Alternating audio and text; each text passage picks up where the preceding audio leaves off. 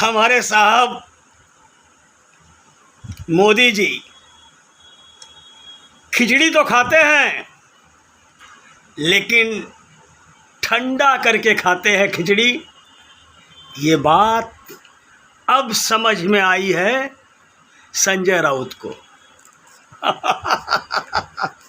साथियों, police, CID, CBI, इन सभी से ये नेता लोग बच जाते हैं, लेकिन जब ईडी, इन्फोर्समेंट डिपार्टमेंट किसी मामले को हाथ में लेती है तो जड़ें खोद करके विशाल पेड़ को भी गिरा देती है, क्योंकि यह एजेंसी मनी लॉन्ड्रिंग मतलब काले धन को सफ़ेद करने के मामले में सबसे पहले मनी ट्रेल खोजती है।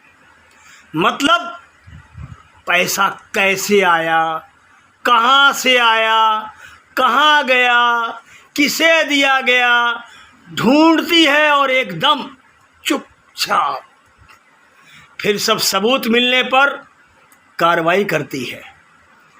बड़बोले और नोटी बॉय संजय राउत इसी ईडी के शिकंजे में फंस गए हैं और अब उनका बचना जो है बहुत बहुत मुश्किल हो गया है। चलिए हम आपको मामला समझा देते हैं। मामला कुछ यूं है कि गोरेगांव मुंबई में महाराष्ट्र सरकार की 48 एकड़ ज़मीन पर एक चाल बना हुआ था, सदियों पुराना चाल, जिसका नाम था पात्रा चाल। उस चाल में 672 परिवार रहते थे। नगर निगम उस ज़मीन को खाली कराकर उसका व्यापारिक उपयोग करना चाहता था, मगर वहाँ के निवासी हटना नहीं चाहते थे। अंत में समझौता हुआ कि वहाँ जो भी बिल्डिंग बनेगी उसमें इन रहवासी लोगों को 672 फ्लैट दिए जाएंगे और बाकी के 3000 फ्लैट सरकार बेचेगी। एक डेवलपर का सिलेक्शन भी हुआ, गुरु कृपा बिल्डर, जिसके मालिक थे प्रवीण राउत।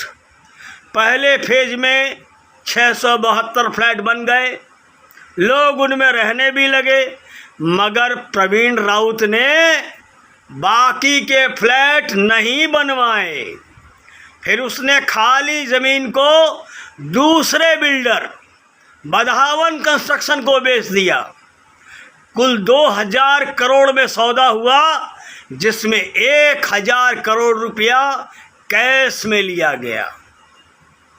अब इसकी अगली कड़ी देखिए। महाराष्ट्र में पीएमसी बैंक के दिवालिया होने की जांच जब शुरू हुई तो पता चला कि गुरु कृपा के मालिक प्रवीण राउत का सारा लेन देन पीएमसी बैंक से होता था और उसके खाते से संजय राउत की पत्नी वर्षा राउत के अकाउंट में 11 करोड़ रुपए ट्रांसफ़र हुए और फिर उन पैसे से अलीबाग में फ्लैट, प्लॉट और मुंबई में फ्लैट खरीदा गया।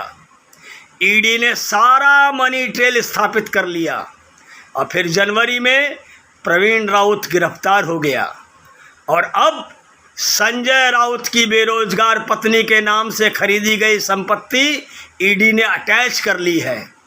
पहले अनिल देशमुख, फिर नवाब मलिक और अब संजय राउत। साथियों, मोदी जी खिचड़ी खाने के शौकीन तो हैं, लेकिन थोड़ी ठंडी करके खाते हैं और उनकी याददाश्त जो है वो नॉटी बॉयज़ को नहीं भूलती है।